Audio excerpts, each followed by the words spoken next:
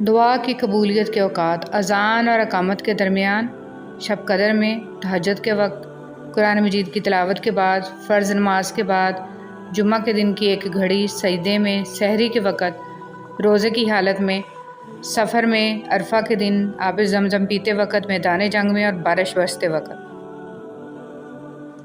حضرت علی رضی اللہ تعالیٰ عنہ نے فرمایا، کسی کی اچھائی کا اتنا بھی فائدہ مت اٹھاؤ کہ وہ برا بننے کے لیے مجبور ہو جائے۔ برا ہمیشہ وہ بنتا ہے جو اچھا بن کر ٹوٹ چکا ہو۔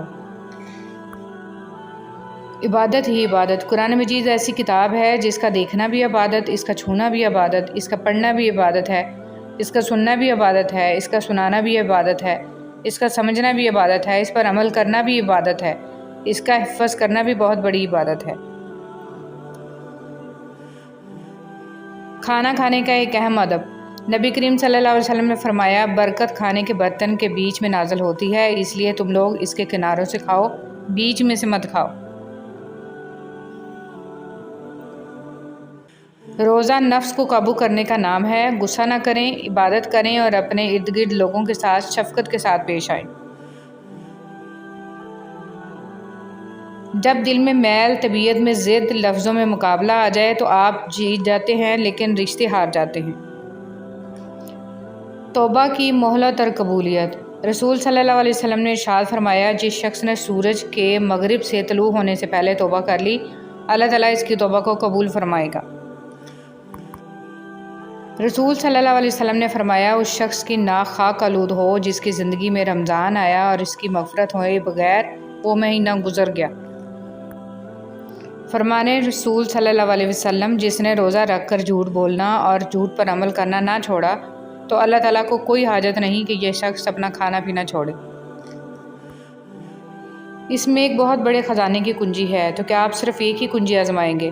تو پھر شب قدر میں ایک ہی رات پر اکتفا کیوں؟ اے تمام جہانوں کے بادشاہ، میں تجھ سے تیری رحمت کا سوال کرتی ہوں۔ اے اللہ، تو اس دنیا جتنے بھی مجبور لوگ ہیں جو تیرے علاوہ اپنی مجبوری کسی کو نہیں بتا سکتے، تو ان سب لوگوں کی مشکلات حل فرما دے۔ جن بہنوں کے رشتے نہیں ہو رہے، ان کو اچھا اور قدر کرنے والا ہمسفر عطا فرما۔ اس رمضان کے صدقے ہمارے صغیرہ اور کبیرہ گناہ معاف فرما دے۔ جو بیمار ہیں ان کو شفا عطا فرما۔ والدین کو چاہیے کہ سب سے پہلے اپنے بچوں کو دین کی ضروری تعلیم دیں۔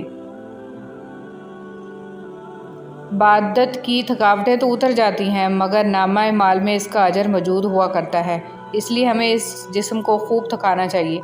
مومن کو چاہیے کہ نیکی کر کر کے تھکے اور تھک تھک کر نیکی کرے۔ پچھلے سال رمضان میں آپ نے جو باتیں کیں، آج آپ کو اس کی تکلیف اور تھکاوٹ یاد نہیں ہے، مگر آپ کے نامہ اعمال میں اس کا اجر موجود ہے۔ رمضان میں طبیعت جب بھی سستی کی طرف جائے، اس سے قرآن کے یہ دو الفاظ یاد دلاؤ، گنتی کے چند دن۔ ہر بات کو سنتے ہی یقین مت کر لیا کرو، کیونکہ جھوٹ سچ سے زیادہ جلدی پھیلتا ہے۔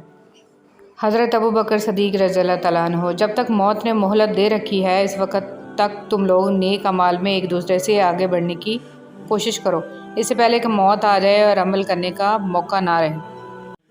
بسم اللہ الرحمن الرحیم۔ قدر کرنا سیکھ لو، نہ ہی زندگی بار بار آتی ہے اور نہ ہی لوگ۔ رمضان المبارک بخشش کا مہینہ۔ رسول صلی اللہ علیہ وسلم نے ارشاد فرمایا، اللہ تعالیٰ ہر افطار کے وقت کچھ لوگوں کو جہنم سے آزاد کرتا ہے اور یہ رمضان کی ہر رات کو ہوتا ہے۔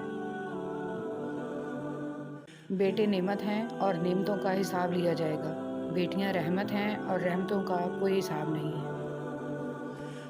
کسی کی غلطیاں دل میں رکھنے کی بجائے درگزر کرو، کیونکہ تم بھی اپنے پروردگار سے یہی امید رکھتے ہو۔ ہر 4-5 سال کے بعد دنیا تبدیل ہوتی ہے۔ ہر 4-5 سال کے بعد دنیا میں کئی تبدیلیاں آتی ہیں اور لوگ تبدیل ہو جاتے ہیں۔ کئی کمزور طاقتور اور کئی طاقتور کمزور ہو جاتے ہیں۔ کبھی کسی خوش فہمی میں مبتلا نہ رہنا اور نہ ہی کسی مایوسی میں محنت کرتے رہو، اس دنیا کا یہی مطالبہ ہے۔ جہاں چھوٹوں کی زبانیں بڑی ہو جائیں، وہاں بڑوں کے رتبے ختم ہو جاتے ہیں۔ لفظ بد کردار جب بھی آتا ہے، 99% لوگوں کے ذہن میں عورت آتی ہے، بس اتنے ہی تعلیم یافتہ اور اعلیٰ کردار ہوئے ہیں ہم۔ اگر اللہ نے آپ کو کسی کی مدد کے قابل بنایا ہے تو یہ آپ کا کمال نہیں ہے، بلکہ اللہ کی آپ پہ رحمت اور کرم ہے۔ آپ لوگوں کے لیے آسانیاں کریں، اللہ آپ کے لیے آسانی فرمائے گا۔ بھلائی کرتے رہیے، بہتے پانی کی طرح، برائی خود ہی کنارے لگ جائے گی، کچرے کی طرح۔ لوگوں کے قصور معاف کر دو، یہاں ہر کوئی امتحان میں ہے اور امتحان میں غلطیاں ہوتی ہیں۔ خشک رویہ رکھنے والا اس درخت کی مانند ہے جو پھولوں اور پھلوں سے محروم ہو، نہ بیٹھنے والے کو سایہ دے اور نہ نظر ڈالنے والے کو خوشی پہنچائے۔ ہمیشہ خوش رہنے کی کوشش کریں، اداس رہ کر بھی کون سے مسئلے حل ہوتے ہیں۔ حقیقی مرد وہی ہے جو اپنے آپ کو ایک اچھا باپ، ایک اچھا شوہر اور ایک اچھا بھائی اور ایک اچھا بیٹا ثابت کرے۔ اللہ کو وہ لوگ بہت پسند ہیں جو دنیا والوں سے نہیں، اللہ سے مانگتے ہیں۔ الحمدللہ۔ خدا کے چنے ہوئے لوگ ہی دوسروں کا درد چنتے ہیں، یہ ہر کسی کے بس کی بات نہیں ہوتی۔ انسان جتنا بھی گناہ گار ہو، اللہ پاک اس کے لیے دعا کا راستہ اور رزق کا دروازہ کبھی بند نہیں کرتا۔ ہمیشہ میٹھے الفاظ بولو تاکہ کبھی الفاظ واپس لینے پڑ جائیں تو کڑوے نہ لگیں۔ گھر سونے چاندی سے نہیں، ہمیشہ اچھے اخلاق سے آباد ہوتے ہیں۔ ضروری نہیں کہ آپ میٹھا کھلا کر ہی دوسروں کا منہ میٹھا کروا سکتے ہیں، میٹھا بول کر بھی آپ دوسروں کو خوشی دے سکتے ہیں۔ ابھی ایسے الفاظ ایجاد نہیں ہوئے جو احساس کو بیان کر سکیں۔ احساس کی دنیا الفاظ کی دنیا سے بہت آگے ہے۔ یاد رکھیں، نماز کا رہ جانا ہر نقصان سے بڑا نقصان ہے۔ درود شریف کی عادت آپ کی زندگی پر ایسا اثر رکھتی ہے جیسے بنجر زمین سے سیراب کرنے کا سفر۔ تو جب بھی دل اداس ہو، آزمائش میں گرا ہوا پائیں خود کو، تو دل کی بنجر زمین کو درود شریف سے معطر کریں، پھر سکون خوشحالی کے باغ عطا ہوں گے۔ محبت سے درود ابراہیم پڑھ لیجئے۔ جب تک دل ٹوٹے گا نہیں، دل میں روشنی کیسے داخل ہوگی؟ تقریباً 18,000 مخلوقات میں صرف انسان ہی پیسہ کماتا ہے۔ کوئی مخلوق کبھی بھوکی نہیں رہتی اور انسان کا کبھی پیٹ نہیں بھرتا۔